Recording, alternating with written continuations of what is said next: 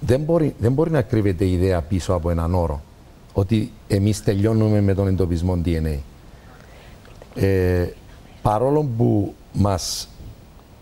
που συνεχώς λέγεται ότι δεν πρέπει να γίνει εκμετάλλευση πολιτική, εν τούτης, να επισημάνω ακόμα κάτι.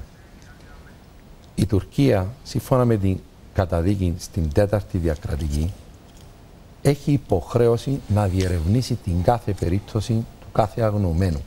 Είναι υποχρέωση από την καταδίκη στην 4η διακρατική. Αυτή τη στιγμή τολμώ να πω, από την εμπειρία μου και από τα όσα έχω δει, η ιδέα έχει καταντήσει να είναι το άλοθη αυτής της διαχείρισης. Μάλιστα.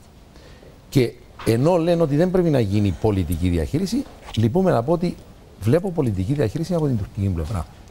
Και πρέπει το κράτος να ασχοληθεί με το ζήτημα.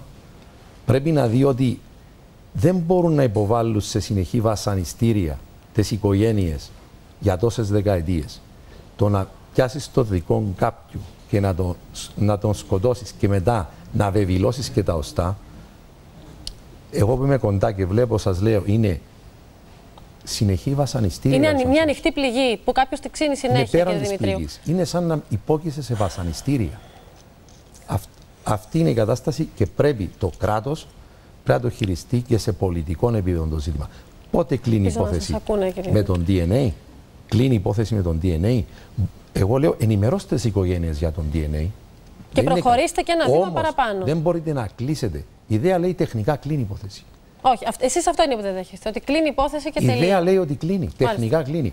Και μόνο εάν προκύψουν νέες πληροφορίες για τον νέο χώρο ταφής, τότε μπορεί να ξανανοίξει. Αλλά από την ώρα που θα φωνάξουν τις οικογένειες και θα τα παραδώσουν, τεχνικά το θέμα κλείνει. Μάλιστα. Εδώ είμαστε, κύριε Δημητρίου, για να παρακολουθούμε και τις ενέργειές σας και ευχαρίστως να τις προβάλλουμε και να ζητούμε και εξηγήσεις και σε πολιτικό ακόμα επίπεδο. Βεβαίως, γιατί πώς το έχετε θέσει. Σας παρακαλώ να τους ζητήσετε εξηγήσεις γύρω από το θέμα.